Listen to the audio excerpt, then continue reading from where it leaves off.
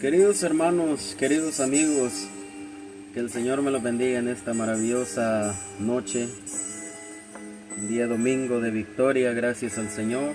Estuvimos hoy por la tarde en el templo, en el maravilloso culto de campaña de mujeres, dándole la gloria y la honra al Señor. Sabemos de que todas las cosas son permitidas por el Señor, nada sucede si no es su voluntad.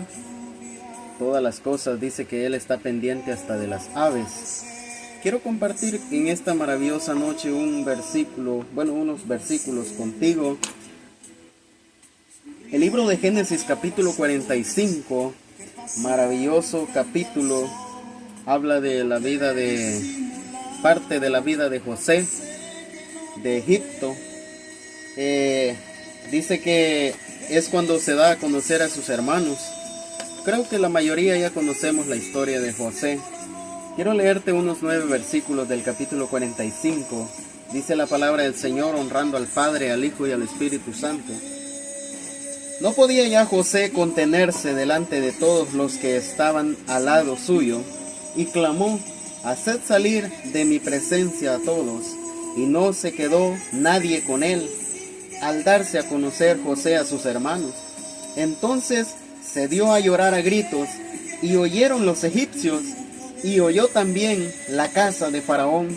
Y dijo José a sus hermanos: yo soy José, ¿vive aún mi padre? Y sus hermanos no pudieron responderle, porque estaban turbados delante de él. Entonces dijo José a sus hermanos: acercaos ahora a mí. Y ellos se acercaron. Y él dijo: yo soy José vuestro hermano, el que vendisteis para Egipto. Ahora pues, no os entristezcáis, ni os pese de haberme vendido acá, porque para preservación de vida me envió Dios delante de vosotros. Pues ya ha habido 2 años de hambre en medio de la tierra, y aún quedan 5 años en los cuales ni habrá arada ni siega. Y Dios me envió delante de vosotros para preservaros posteridad sobre la tierra, y para daros vida por medio de gran liberación. Así pues, no me enviasteis acá vosotros, sino Dios, que me ha puesto por padre de Faraón, y por señor de toda su casa, y por gobernador en toda la tierra de Egipto. Daos prisa, id a mi padre y decidle: dice tu hijo José, Dios me ha puesto por señor de todo Egipto. Ven a mí, no te detengas. Estamos viendo un escenario bastante conmovedor, se pudiera llamar, o tal vez lo pudiéramos llamar un escenario bastante compasivo de parte de José, o tal vez un escenario de una persona madura espiritualmente hablando. Y es que muchas veces nosotros podemos pasar situaciones terribles, situaciones en las que podemos decir: no sé por qué me pasa esto a mí, no sé por qué me suceden estas cosas a mí. Y es que muchos de nosotros tal vez nos hemos apartado de la palabra del Señor, y no me refiero a que tal vez nos hayamos apartado de la verdad, sino que hemos descuidado la lectura, hemos descuidado un poco la oración, y al descuidar todas esas cosas, a veces viene debilidad al cuerpo, debilidad a la mente, debilidad al corazón, debilidad al alma. Y son de las cosas fundamentales para que nosotros podamos resistir a la tentación. Dice la palabra que Jesús les dijo a sus discípulos: velad y orad para que no entréis en tentación. Entonces, José es uno de los jóvenes que nosotros podemos ver con mayor acercamiento a lo mejor al Señor, o tal vez sufrió grandes tribulaciones, lo que lo llevó a él a acercarse tanto a Dios, tal vez a postrarse tanto en oración, que alcanzar a escuchar o a entender los propósitos de Dios. y es de que tantas cosas que nosotros pasamos y a veces no nos damos cuenta de que todo tiene un plan, todo tiene un propósito para Dios.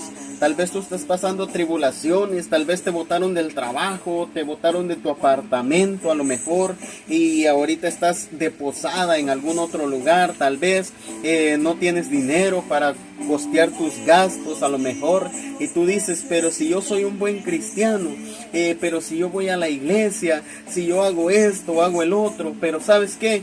Todo tiene un propósito delante de los ojos del Señor. Este joven José es uno de los ejemplos que nosotros podemos ver. Dice la palabra de que a él lo vendieron sus hermanos. Sus hermanos lo tiraron a un pozo, se querían deshacer de él. A lo mejor algunos de ellos planearon matarlo, pero dice la palabra de que terminaron vendiéndolo para no cometer un crimen tan grande de matar a uno de sus hermanos. Entonces ellos terminan vendiéndolo a unos comerciantes, y los comerciantes lo llevaron a Egipto y lo vendieron allá como esclavo. Entonces, aparte de, imagínate que luego de pasar a ser un esclavo, este joven, dice la palabra del Señor, de que pasó a ser acusado por la esposa de Potifar de violación, y lo meten a la cárcel, o de intento de violación por lo menos. Entonces lo meten a la cárcel, donde dice que estuvo mucho tiempo. Entonces, todo ese tiempo que José estuvo en la cárcel, él no perdió la esperanza de que Dios lo iba a ayudar, de que Dios lo iba a libertar. ¿Te imaginas estar en la cárcel por algo que no cometiste, o por no cometer un pecado del cual te estaban incitando a cometer, o lo estaban incitando a cometer? Entonces, él dice de que salió huyendo de la presencia de la esposa de Potifar para poder salvar su vida. ¿Cuál vida? La vida de su alma, la vida espiritual de él mismo, para poder salvar su integridad. Muchas veces nosotros tendremos que renunciar a tantas cosas en esta vida, tantas cosas que nos hacen cometer en la vida para poder salvar nuestra integridad. Y van a haber consecuencias, sí, pero van a haber consecuencias en este mundo. En el Evangelio, Jesucristo siempre va a estar tomando tu mano y caminando contigo adelante. Pero en este mundo, el diablo siempre te va a poner por enfrente, te va a poner tentaciones, te va a poner tal vez reglamento del mundo, reglamento de la humanidad, reglamentos de hombres, mandamientos de hombres, que tal vez te quiera obligar a que tú sigas al pie de la letra. Pero ¿sabes qué? Si tú has confiado en un Dios poderoso, si tú has confiado en aquel que todo lo puede, en aquel que abrió el mar rojo, en aquel que abrió el río Jordán para que el pueblo de Israel pudiera entrar a la tierra prometida, aquel mismo que derribó las murallas de Jericó, déjame decirte que si tú has confiado en ese Dios, Dios te va a libertar, Dios te va a sacar en victoria. Entonces, estábamos viendo a este hombre ya después de que dice de que en la cárcel interpreta unos sueños. En la cárcel dice que habían dos hombres, un copero y un panadero. Entonces, José intenta, dice la palabra de que descifró los sueños de ellos, se los interpretó, y así como José había interpretado los sueños, así surgieron a lo largo del camino. Dice la palabra que el panadero fue ordenado para ser muerto, para que lo mataran, para que lo sentenciaran a muerte, y el copero por fin regresó a servir las copas al faraón. Entonces dice la palabra de que por un tiempo el copero se le olvidó que José estaba ahí, pero que cuando Faraón tuvo un sueño perturbador, dice la palabra de que el copero se acordó que había un hombre llamado José allá en el calabozo, allá en la cárcel, que interpretaba sueños de parte de Dios. Entonces, cuando este hombre se acuerda, porque nadie podía interpretar el sueño del faraón, dice que se lo comunicó al faraón y el faraón lo mandó a llamar inmediatamente, y dice que miraron que Dios estaba con él y que Dios, a través de José, Dios podía dar la interpretación al sueño que faraón había tenido.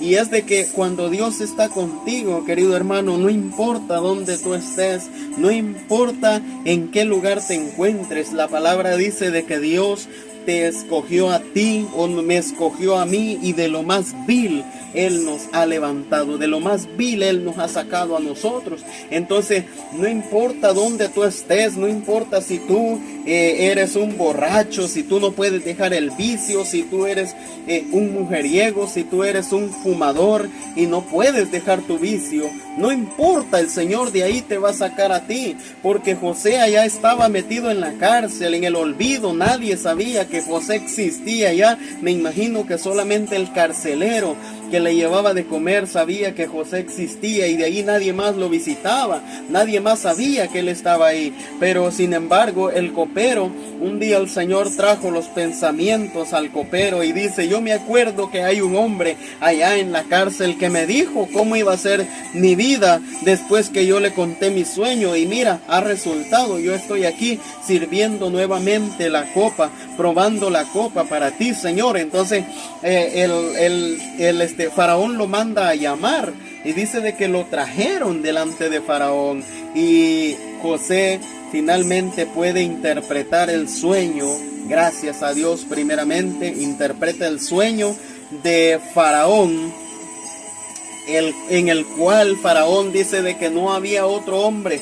Dios puso una gracia en José, que el faraón termina diciendo que no había otro hombre en quien estuviera el Espíritu de Dios, en el cual se pudiera confiar tanto, que a tal grado de que si este hombre no se postraba delante de él, solamente delante de su Dios, dice, no, pues hay sinceridad en el corazón de este hombre, y lo ponen al servicio del faraón. Dice: solamente yo sentado en este trono seré más grande que tú. Le dijo faraón esas palabras a José. Imagínate que mientras no estuviera sentado en su trono, el faraón iba a ser como cualquier persona delante de José. Entonces, de todas estas cosas que había pasado, pasó burlas, pasó encarcelamiento, pasó acusaciones, lo vendieron como esclavo, fue un esclavo, y luego el Señor levanta la cabeza de José y dice de que lo hizo faraón de todo Egipto, imagínate. Pero a todo esto, cuando sus hermanos por fin llegaron delante de José, y José se presenta delante de ellos y les dice: yo soy José, aquel hombre a quien ustedes vendieron a Egipto, a quien ustedes vendieron como esclavo, a quien ustedes vendieron como un animal, lo vendieron como cualquier cosa, como un trasto, lo que sea, como una bufanda, lo vendieron. Yo soy ese José al que ustedes maltrataban, al que ustedes echaron en aquel pozo, lo golpearon tal vez y lo vendieron después. Pero ¿saben qué? Lo más importante, porque cuando nosotros estamos en el momento de la tribulación, tal vez se nos hace difícil perdonar, tal vez se nos hace difícil llegar al momento de decir: no, yo perdono al fulano por lo que me hizo, yo perdono a la fulana por lo que hizo. Entonces José a lo mejor estaba ahí en la cárcel, pero todavía él reclamaba, o todavía él, me imagino yo, que pensaba dentro de sí: ¿por qué me pasará esto a mí? ¿Por qué me sucede esto a mí? Mas sin embargo, cuando José llega al momento de perdonar a sus hermanos, pienso yo, no lo dice la palabra, pero cuando él llega a ese momento de perdonarlos a todos, por lo que había pasado, él saca ese rencor del corazón, él saca ese rencor de su vida, y es donde comienza la madurez espiritual, es donde comienza la madurez del ser de nosotros. O sea, nuestra alma comienza a madurar dentro de nosotros, y nos vamos a dar cuenta que no somos nada sin Dios, que no somos nada sin nuestra familia, sin nuestros hermanos, no somos nada sin la presencia del Señor en nosotros. Y mientras nosotros no lleguemos al perdón, Dios no nos va a perdonar a nosotros. La oración que nosotros hacemos es: perdona, Señor, nuestras ofensas como nosotros perdonamos a quienes nos ofenden. Imagínate. Y si tú no perdonas a quien te ofende, entonces ¿cómo piensas crecer espiritualmente? ¿Cómo piensas llegar a una madurez espiritual? ¿Cómo piensas tú alcanzar grandes cosas en el reino de los cielos? ¿O cómo piensas tú alcanzar grandes cosas en el privilegio que el Señor te dio ahí en el lugar donde tú estás sirviendo? ¿Cómo piensas tú alcanzar grandes cosas en el templo donde tú estás sirviendo? ¿Cómo piensas ser un gran músico? ¿Cómo piensas agradar a Dios con tu alabanza? ¿Cómo piensas agradar a Dios con tu predicación? ¿Cómo piensas agradar a Dios con todas las cosas que tú haces para la iglesia? Ya sea barrer, trapear, ya sea recoger la basura. Con todo eso nosotros podemos agradar a Dios, pero si lo hacemos de todo corazón y no tenemos rencor en nuestra vida, no tenemos rencor en nuestro corazón, entonces José, cuando llega a desaparecer todo ese rencor, cuando llega a desaparecer toda esa amargura que tenía en el corazón, a lo mejor no lo dice la palabra, pero a lo mejor pienso yo que es allí donde el Señor lo levanta y lo pone por príncipe de Egipto, por faraón de todo Egipto, dice la palabra. Pero mira lo que dice el versículo 4. Dice: entonces dijo José a sus hermanos: acercaos ahora a mí. Y ellos se acercaron, y él dijo: yo soy José vuestro hermano, el que vendisteis para Egipto. Ahora pues, no os entristezcáis, ni os pese de haberme vendido acá, porque para preservación de vida me envió Dios delante de vosotros. Entonces, cualquier cosa, mi querido hermano, cualquier cosa, mi querido amigo, que tú estés pasando, tal vez eres nuevo en la obra y no has entendido todavía el propósito de Dios, y es de que nosotros, dice Jeremías, que somos como barro en manos del alfarero. ¿Qué significa esto? Que si somos como barro en manos del alfarero, Él nos va a moldear, Él nos va a forjar, y va a doler el proceso. Yo no sé si tú conoces el proceso de la reparación de un jarro de barro. Dice, según la información, dice de que el alfarero, cuando un jarro está engrietado, ellos no sellan la grieta, sino que toman un martillo y comienzan a despedazar la jarra, a despedazar el jarrón que tiene la grieta. Comienzan a despedazarlo y comienzan a procesar nuevamente el barro, a hacerlo nuevamente y a forjar una nueva vasija para que pueda quedar un trabajo bien hecho. Entonces, nosotros muchas veces vamos a llegar en manos del alfarero. Cuando hay algo en nuestro corazón que nos está estorbando, vamos a llegar en manos del alfarero. ¿Quién es el alfarero? Cristo Jesús es nuestro alfarero. Él nos va a tomar en sus manos y nos va a meter en un proceso, mi querido hermano, para que nosotros podamos llegar a ser el varón perfecto. Nadie es perfecto acá en la tierra, pero estamos buscando la perfección. Cada uno está caminando en el camino angosto para poder alcanzar la perfección, para poder alcanzar eso que tú estás anhelando. Tal vez tú quieres ser un gran predicador, tal vez quieres tú ser un gran evangelista, tal vez quieres tú ser un maestro, qué sé yo, tal vez quieres ser un ujier, tal vez quieres ser diácono, diaconisa de la iglesia, o tal vez quieres ser músico, o tal vez quieres ser cantante, qué sé yo, qué es lo que tú quieras ser, o quieres ser a lo mejor quieres servir en otras áreas, no sé en qué área tú quieras servir, pero yo te animo a que ores al Señor, a que te arrodilles delante de Él y le digas: Señor, no quiero tener amargura en mi corazón, no quiero tener cosa que me esté afectando en mi vida espiritual, para yo poderte servir plenamente. Entonces, y podamos nosotros también, como José, perdonar a todos aquellos que nos ofendieron, a todos aquellos que nos hicieron pasar un mal momento, o tal vez nos hicieron pecar con la mente o con el corazón, o nos hicieron pecar hasta con nuestra boca, porque la lengua es un pequeño nervio que cuesta dominarlo. Es como el volante, como el timón de un gran barco, dice la palabra. Así compara la palabra a la lengua. El gran barco es manejado por un pequeño timón, y nuestro cuerpo también. Todo lo que nosotros hacemos en esta vida, o todo lo que nosotros decimos, nos afecta en el futuro, sea bueno, hermano, o sea malo. Si es bueno, no nos va a afectar, nos va a bendecir, pero si es malo,